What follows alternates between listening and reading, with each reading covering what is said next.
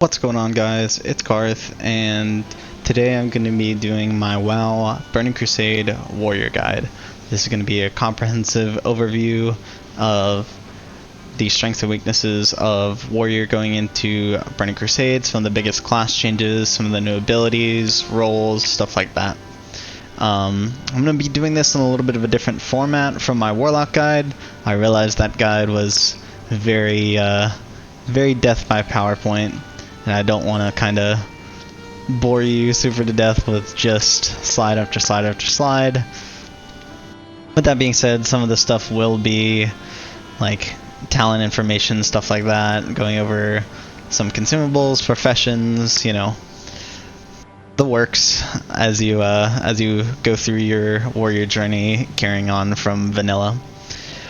With that being said, let's go ahead and get started. So, some of the biggest changes moving from vanilla is that you will have a much different talent setup. Biggest notes is that Death Wish has actually moved positions from the Fury tree over to the Arms tree. I'll get into like talent specifically at a later point in the video. First couple things I want to talk about are some of the new abilities. Some of those include Intervene. You will also see Commanding Shout. Intervene is the charge ability that you use at a friendly target. It reads run at a high speed towards a party member, intercepting the next melee or ranged attack made against them. Commanding Shout is a buff that you put on your party, very similar to Battle Shout, except that this one is a health benefit. If you're running two warriors in a physical group, which is not entirely uncommon, one will usually be doing Commanding Shout and another will be doing Battle Shout. Spell Reflect comes in TBC, a lot more of a PvP focused talent, but still can be used in certain niche cases, especially if you're playing Protection. And then finally, Victory Rush. Great ability for leveling. You can find some use in raiding and stuff like that. It doesn't heal you as it does in some later expansions, but it does a decent chunk of damage. Like I said, it's very useful for leveling, not so much in PvE raiding and dungeon cleaving, stuff like that. So with that all out the way, like abilities first, I'm going to go ahead and get started on the talents. I think this is one of the biggest points that Warrior actually benefits from, especially with Fury Warrior, which is going to be my primary focus in this video. So Fury has gone through some talent positioning changes. As I mentioned, Death Wish and Sweeping Strikes have swapped places in the talent tree. But as you can see up on screen, that does mean that you will be able to pick up like Sweeping Strikes and Death Wish in the same talent build. There are certain talent builds that will run not Death Wish and play Rampage instead. I highly discourage playing this. It's not nearly as consistent as Death Wish, especially if you're raiding at like a decent caliber. The kill times will highly favor Death Wish, and just having a cooldown as opposed to a static buff is just a much better feeling as a player for me personally. So going through some of these talents very quickly, Cruelty is the same as it was, 5% crit. It's very much an argument to play Booming Voice instead of Unbridled Wrath. I have Unbridled Wrath on here. Oh, excuse me. Just as a baseline sort of cookie cutter build spec. Playing Booming Voice, especially if you're the warrior keeping up Demo Shout and stuff like that, which is not uncommon in TBC. It's very reasonable to play Booming Voice. Your Feral Druid is also willing to put up Demo Roar in most cases, so depending on like how your raid wants to play it. Commanding Presence is an easy 5 points. It increases the melee attack fire bonus of Battle Shout, and the health bonus to Commanding Shout. The biggest note there is obviously Battle Shout. Improved Cleave, do not get baited by this ability. If any of you are playing vanilla right now, you know that this ability is not good, or this talent is not good. It looks very, very good, but the bonus damage done is only counting for the actual like baseline ability damage. It's not the actual damage of your Cleave ability. So it's a very very deceptive talent. It's not good. Dual build spec, same thing, 25% offhand damage. Enrage is essentially the same thing. You gain a lot of damage after being victim of a critical strike. It's nice if you snag aggro for a little bit off of a mob, something like that. Here are sweeping strikes, usually placed over in the arms tree. Your next 10 melee attacks will strike an additional opponent. Really awesome combination with like Whirlwind, stuff like that. Even Cleave, it's really satisfying ability to press. Yeah, no, it's good. Weapon Mastery, this is a new talent. Reduces the chance for your attacks to be dodged by 2%, and reduces the duration of all disarm effects against you by 50%. But the primary thing here is obviously the dodge reduction rate. It's nice. It helps with, you know, not wasting a bloodthirst to a dodge. It's not a great feeling to have your primary damage to just be avoided by the boss and then just not get nothing for it. Weapon skill gets removed in TBC, like weapon skill bonuses from gear, that gets replaced with expertise. So this is essentially giving you like expertise percentage as opposed to rating. Expertise rating is what you use to actually gain dodge reduction. Flurry, same thing, awesome talent. After you get a crit, you get 25% haste. 5 of 5 for sure. Bloodthirst, same thing in vanilla. Obviously it has a set damage value here in the talent tree, but it scales with attack power as far as I remember. It's still very, very good. I have 1 out of 2 improved Whirlwind. The reason for this is just how the talent points kind of play out. You can't really get a second point in improved Whirlwind unless you take a point out of Berserker Stance, which you just don't want to do. So just 1 of 2 on here is fine. And then 5 of 5 in Berserker Stance, because it's just 10% flat AP and 10% threat reduction in Berserker Stance. It's just very, very good. Moving over to the arms tree, and Heroic Strike, obviously, like, Heroic Strike's kind of your filler, so getting rage cost reduction on that is nice. I actually take 3 of 5 deflection instead of rend, because rend is never pressed, and parries can actually increase your DPS if you manage to parry a mob.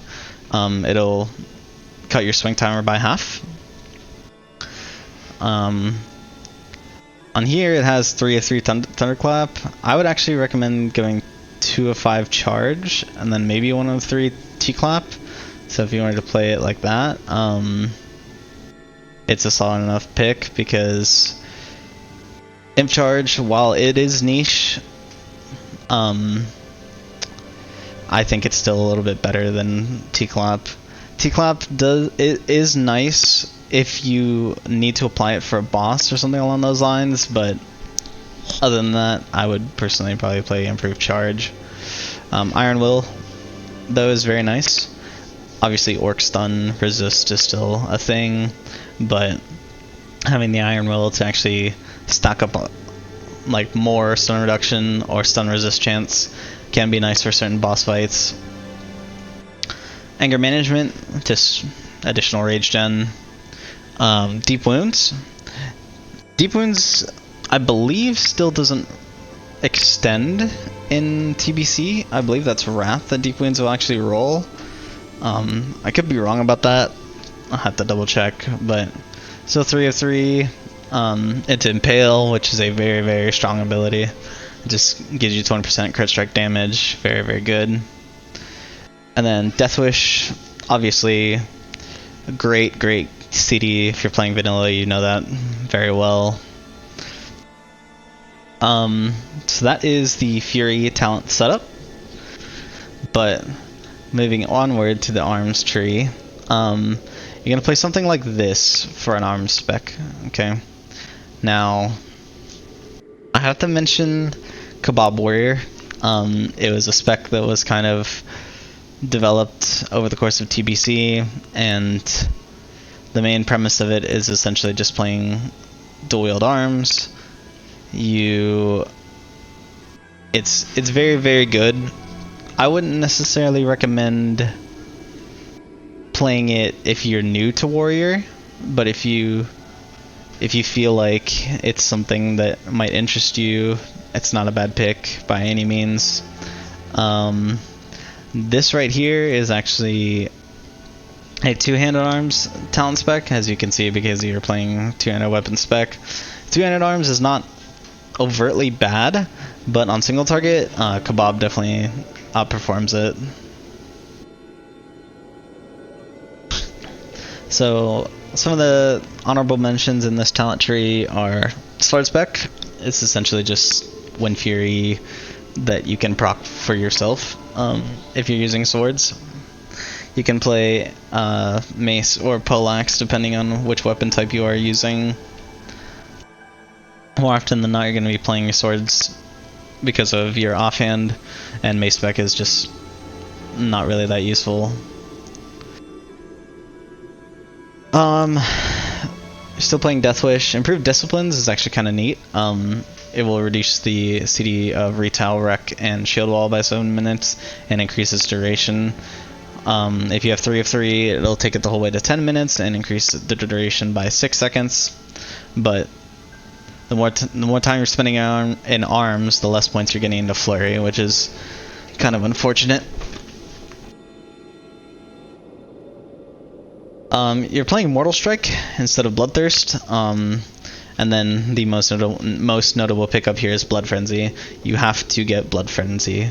And Arms Warrior is a debuff / support spec, if you want to call it that. So you are going to pick up Blood Frenzy to sort of apply your raid benefit to the boss, which is 4% increased physical damage. And then your rotation priority is very similar to Fury. The only difference is you would swap out Mortal Strike for Bloodthirst, and then you would actually press Slam if your swing is over 2.5 seconds away from the target, and then after 2.5 seconds you actually replace Slam with Heroic Strike, because Slam is still a pretty hard-hitting ability in arms.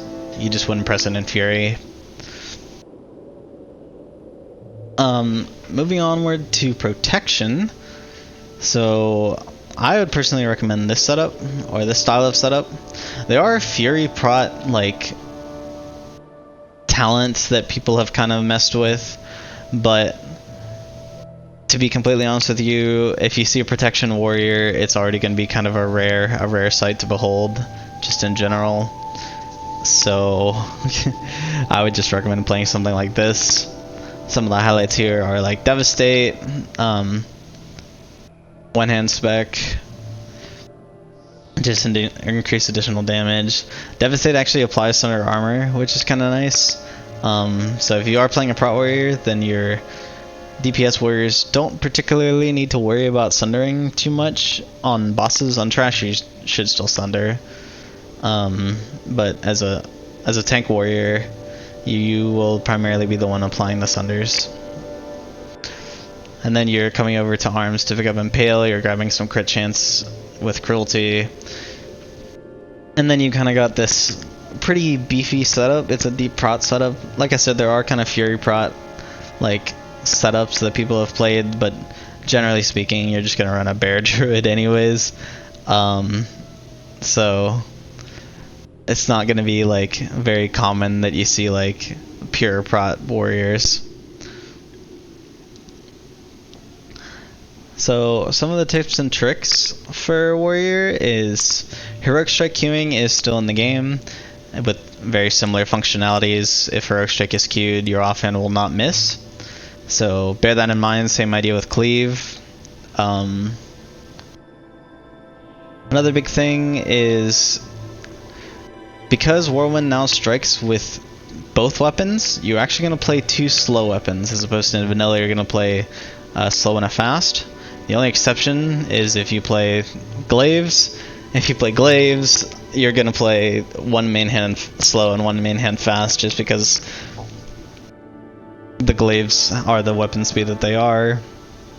But just having the set of them is just really strong, so it doesn't really account for the loss of damage you'd experience from like your Whirlwind hitting a little bit less.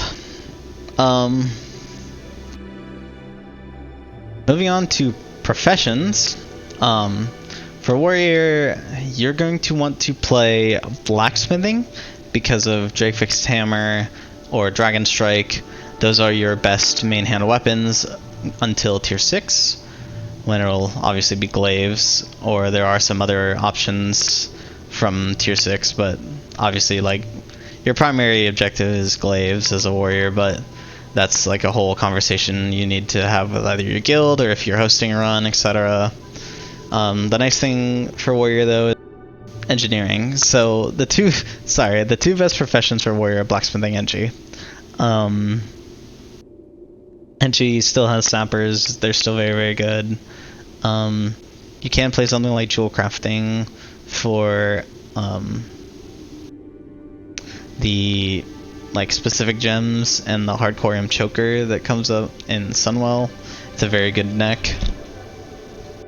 But yeah, generally speaking though, blacksmithing Engi is your go-to. Moving on to the consumables that you're going to want to play. Some of these include Flask of Relentless Assault. It's a great solid 120 AP flask, and it persists through death. You can also run like a elixir mongoose setup with, I believe there's a new strength elixir, but I personally would just play Relentless Assault the whole time. It's very good and solid, and like I said, it persists through death just in case you happen to have a rough raid. On the bright side though, there's no longer world buffs in the Burning Crusade, so you don't have to worry about just not being able to play the game anymore as a warrior if you end up inspecting the floor a little bit. Food buff, roasted clubhoof. You can also use Ravager Dog, but roasted clubhoof is generally what I would recommend because it's Blessing of Kings. So it is 20 strength and 20 spirit, whereas the Ravager Dog is 40 AP and 20 spirit. So the strength will obviously scale slightly higher because of Blessing of Kings. Haste pots are very good, but I will warn you that considering the economy that we are currently playing in, I expect us to be forking over some gold for haste pots in Anniversary TBC, to say the least. An alternative is the insane strength potion. I wouldn't actually recommend this in like any capacity. I just think the haste is just so much better. And then weapon enchants. Wind Fury is going to be in your like enchanting your main hand. Well, not enchanting, but imbuing your main hand. But on the offhand, you can use either adamantite sharpening stones or weight stones, depending on whether you have a blunt or a sharp weapon. Another thing you're going to want is some scrolls. So scroll of strength 5 and agi 5. They don't stack with any other consumables, so I would recommend playing those. You know, it's just free extra damage. Can't really go wrong with it.